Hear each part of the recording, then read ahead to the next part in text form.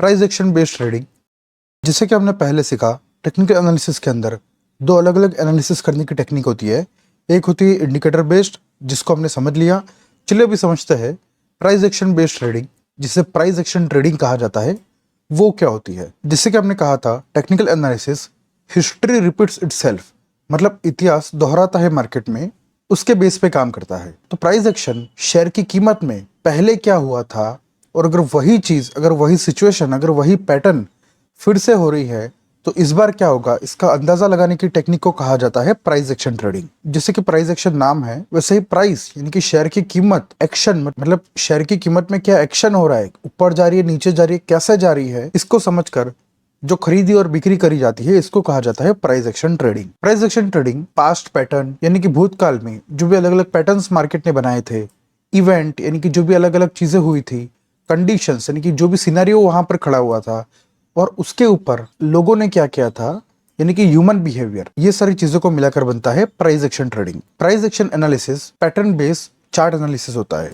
यानी मतलब जो भूतकाल में अलग अलग पैटर्न्स बने थे और उसके बाद में क्या हुआ था, उसको आधार समझकर अगर अभी वर्तमान में भी अगर किसी शेयर में वैसे ही पैटर्न फिर से बनती है तो क्या होना चाहिए, इसका अनुमान लगाया जाता है चार्ट को एनालिसिस करके। तो चार्ट क्या होता है ये हमने बहुत ही पहले सीख लिया था, और चलिए समझते हैं प्राइस एक्शन के अंदर कौन सी चीजों का समावेश होता है। चलिए शुरू करते हैं। हमें प्राइस एक्शन ट्रेडिंग सीखने से पहले शेयर मार्केट में अगर आपको काम करना है तो आपको कौन से शब्दों का मतलब पता होना चाहिए।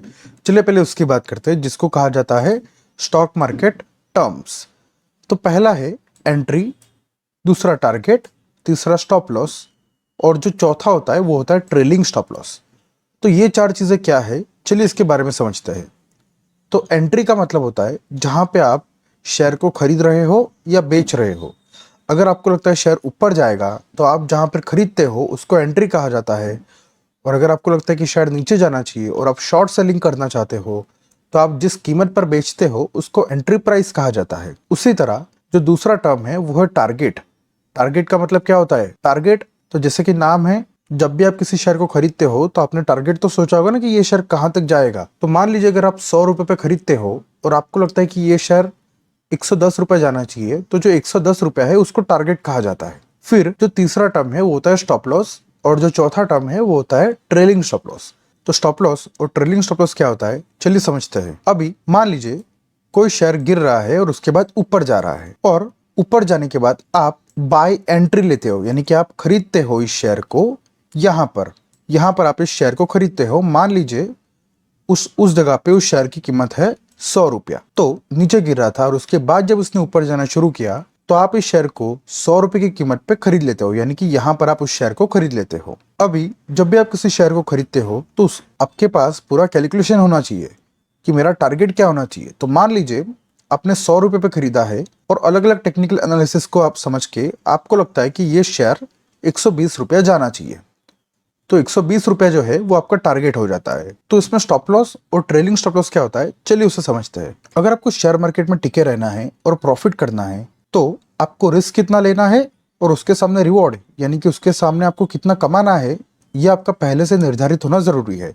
मतलब जब आप 100 रुपए पे खरीद रहे हो तो आपको इतना तो पता होगा ना कि ये शेयर ज्यादा से ज्यादा अगर 90 रुपए तक गिरता है तब तक मैं लॉस सह सकता हूँ, अगर 90 या 90 से नीचे जाता है तो मैं नुकसान नहीं सह पाऊंगा और मैं इस शेयर को बेच दूंगा। तो एग्जैक्टली जो हमने आपको भी समझाया उसी को कहा जाता है स्टॉप लॉस, यानी कि आपका जो नुकसान है उसको रोकना। तो मान लीजिए अगर आप 100 रुपए पे किसी शेयर को खरीद रहे हो और आपको लगता है कि अगर ये 90 से नीचे गया तो मैं इसको बेच दूंगा, तो आप अपने ब्रोकर के अंदर स्टॉप लॉस वाले सेक्शन में 90 रुपए कीमत डालोगे।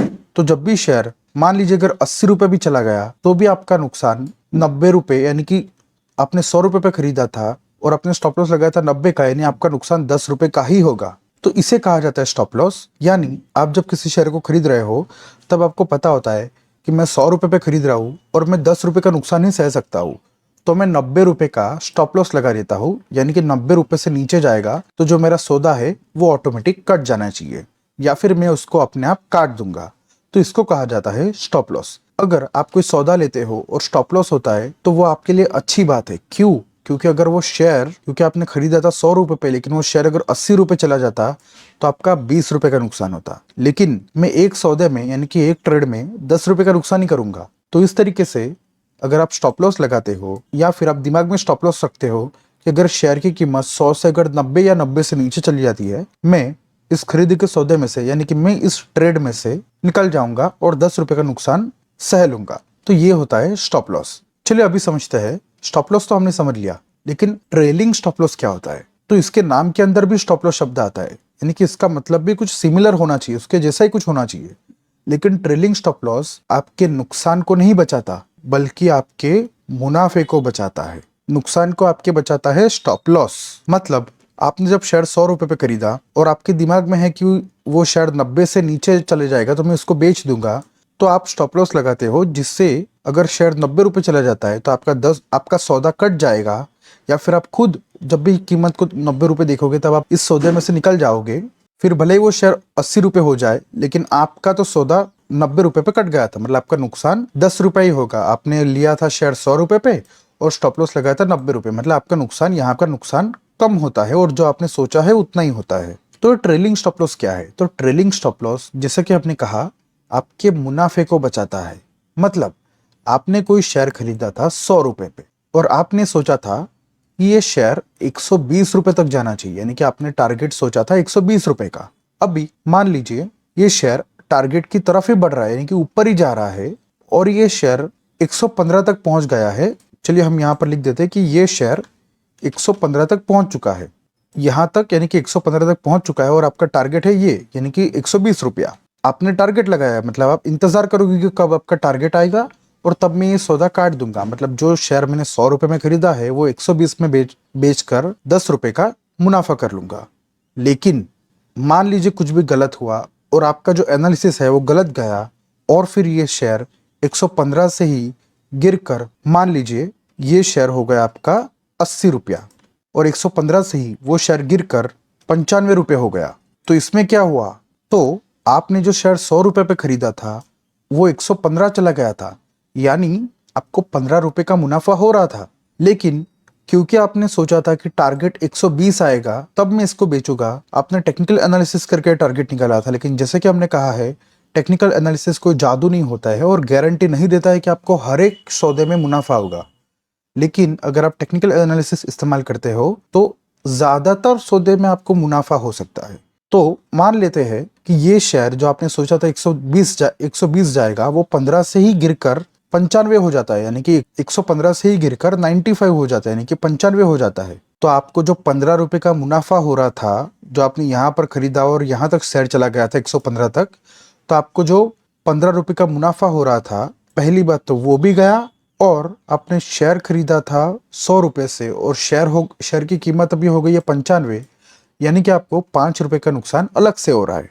वो तो दूसरी बात है, लेकिन सबसे पहली बात कि आपका 15 रुपए का जो मुनाफा आ रहा था वो आपने छोड़ दिया। आपने इस सौदे में रिस्क लिया था 10 रुपए का, यानी कि आपने स्टॉप लॉस लगाया था 90 रुपए का और खरीदा 100 रुपए में, मतलब आपका रिस्क था 10 रुपए का। लेकिन फिर भी शेयर ऊपर गया, यानी कि आपको 115 रुपए मुनाफा हो रहा था, फिर भी आप रुके रहे क्योंकि आपने सोचा था कि 120 रुपए जाएगा, और किसी भी वजह से ये शेयर 115 से ही नीचे गिरना शुरू हो गया और 95 रुपए हो गया। तो अगर ऐसा होता है तो आपका तो नुकसान ही हुआ ना। पहली बात तो आपका प्रॉफिट गया, और हो सकता है कि शेयर आपने जब खरीदा हो उससे भी नीचे चला जाए। तो ऐसा ना हो, इसलिए इस्तेमाल किया जाता है ट्रेलिंग स्टॉप लॉस। तो ट्रेलिंग स्टॉप लॉस क्या होता है? तो ट्रेलिंग स्टॉप लॉस क्या करता है, आपने खरीदा था 100 रुपए पे, स्टॉप लॉस आपने लगाया था 90 रुपए, यानी 10 रुपए का नुकसान मैं सह सकता हूं, तो मैं रिस्क लूंगा 10 रुपए का। अभी वो शेयर 115 चला गया था और वो उसके टारगेट के नजदीक था, तो अभी यहां से कुछ भी हो सकता है, वो 120 भी टच कर सकता है, यानी कि आपका टारगेट भी आ सकता है।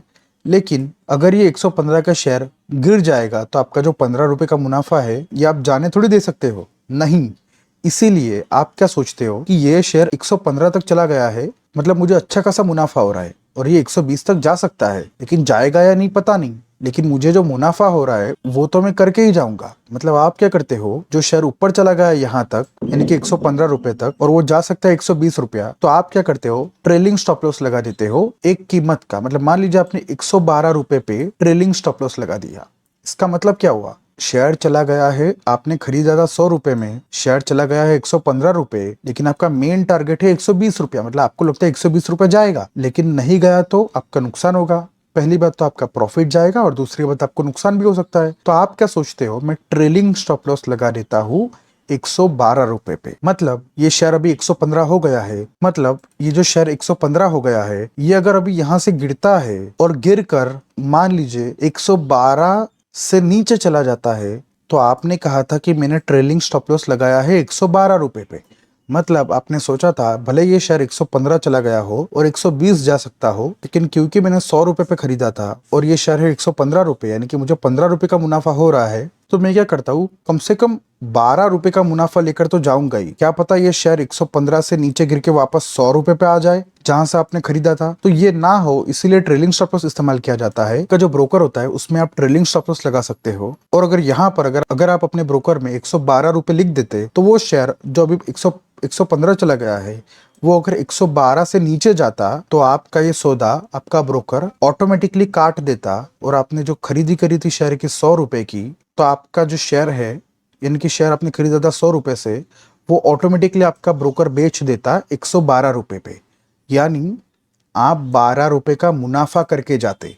समझ में आ रहा है? ये ट्रेलिंग स्टॉप लॉस आप आपके ब्रोकर में भी लगा सकते हो ऑटोमेटिकली, जिससे अगर शेयर की कीमत वो कीमत तक आ जाती है, तो आपका जो मुनाफा हुआ है, जो आपने 100 रुपए से शेयर खरीदा है, आप अगर ट्रेलिंग स्टॉप लॉस लगाते हो 112 का, तो शेयर की कीमत अभी 115 चल रही है, लेकिन अगर भविष्य में शेयर की कीमत 112 से नीचे जाती है, तो आपका सौदा ऑटोमेटिकली आपका ब्रोकर काट देगा, यानी कि आपका ट्रेड ऑटोमेटिकली एग्जिट हो जाएगा, और आपका 100 रुपए पे खरीदा था शेयर और 112 रुपए पर आपने ट्रेलिंग स्टॉप लॉस लगाया था, यानी कि आपने जो शेयर 100 रुपए पे खरीदा था वो 112 पे ऑटोमेटिकली आपका ब्रोकर बेच देगा, और आपको 112 रुपए का मुनाफा होगा। लेकिन अगर ये शेयर 115 से 120 रुपए चला जाता, फिर तो आपने जिस तरीके से सोचा था कि मैंने 100 रुपए पे खरीदा था 120 जाएगा, आपका तो पूरा पूरा 20 रुपए का मुनाफा हो जाता। ट्रेलिंग स्टॉप लॉस लगाया, इसका मतलब अगर ये शेयर 120 नहीं जाता, फिर भी आपका 112 रुपए का मुनाफा हो रहा है। तो इस तरीके से आप थोड़ा सा मुनाफा, आपने 12 रुपए का मुनाफा सिक्योर कर लिया, क्योंकि आपका 100 रुपए में खरीदा हुआ शेयर 115 रुपए चला गया है, इसलिए आपने 12 रुपए का मुनाफा तो बांध लिया है। मतलब अगर वो शेयर फिर से 112 हो जाता है, तो आपको 12 रुपए का मुनाफा तो मिलेगा ही, और आपका शेयर ऑटोमेटिकली 112 पे बिक जाएगा। लेकिन अगर 120 रुपए आता है, तो आपको पूरा 20 रुपए का मुनाफा भी होगा, यानी कि 20 रुपए का आपको प्रॉफिट भी होगा। तो ये होता है trailing stop loss. Trailing stop loss और स्टॉप लॉस आप आपके ब्रोकर में भी लगा सकते हो, या फिर आप अपने दिमाग में रख सकते हो कि अगर ये शेयर की कीमत 112 रुपए पे आएगी, तो मैं खुद ये शेयर को बेच दूंगा। तो इस तरीके से एंट्री, यानी कि जहां पे आप शेयर खरीदते हो, स्टॉप लॉस यानी कि आप सोचते हो कि इसके नीचे गया तो मैं नुकसान लेकर निकल जाऊंगा, और टारगेट यानी जो आपने सोचा है कि ये शेयर की कीमत 120 रुपया होनी चाहिए वो, और चौथा ट्रेलिंग स्टॉप लॉस, मतलब जब शेयर आपने जो चाहा है उस डायरेक्शन में जाए, यानी कि आपने चाहा था ऊपर जाएगा तो ऊपर जाए और आपको अच्छा खासा प्रॉफिट हो रहा हो, लेकिन टारगेट आपका फिर भी दूर हो, तो आप कुछ रुपए प्रॉफिट बचाने के लिए ट्रेलिंग स्टॉप लॉस लगाते हो। मतलब अगर ये शेयर टारगेट को नहीं हासिल किया और वहां तक गिर गया, तो आपका इतना तो प्रॉफिट आपको मिलेगा ही। इस तरीके से स्टॉक मार्केट के ये जो 4 टर्म है, एंट्री, टारगेट, स्टॉप लॉस और ट्रेलिंग स्टॉप लॉस, बहुत ही जरूरी होते हैं अगर आपको शेयर मार्केट में 5% ट्रेडर्स के अंदर आना है। तो ज्यादातर ट्रेडर्स और इन्वेस्टर्स किसी भी शेयर को खरीदने के टाइम सब कुछ पहले से प्लानिंग नहीं करते हैं, यानी कि उनका प्लानिंग नहीं होता है कि मैं कहाँ पे खरीदूंगा, क्या मेरा टारगेट होना चाहिए, क्या मेरा स्टॉप लॉस होना चाहिए, क्या मेरा ट्रेलिंग स्टॉप लॉस होना चाहिए। ये सब उनका पहले से डिसाइडेड नहीं होता है, इसीलिए 95% लोगों का नुकसान होता है। तो एक रूल बना लीजिए आप, अगर आपको शेयर मार्केट में किसी भी शेयर में खरीदना है या बेचना है, तो एक रूल हमेशा याद रखो, प्लान करो आपकी ट्रेडिंग को, यानी कि आप ट्रेडिंग कर रहे हो या इन्वेस्टमेंट कर रहे हो, उसमें प्लानिंग करो कि मैं खरीदूंगा कहाँ पर, मेरा टारगेट क्या होगा, मेरा स्टॉप लॉस क्या होगा, और अगर शेयर मैंने जो सोचा है उस तरीके से ऊपर जाता है तो मैं ट्रेलिंग स्टॉप लॉस क्या लगाऊंगा। ये चारों चीजों को आपको पहले से प्लान करना होगा, तभी जाकर आप शेयर मार्केट में टिक सकते हो।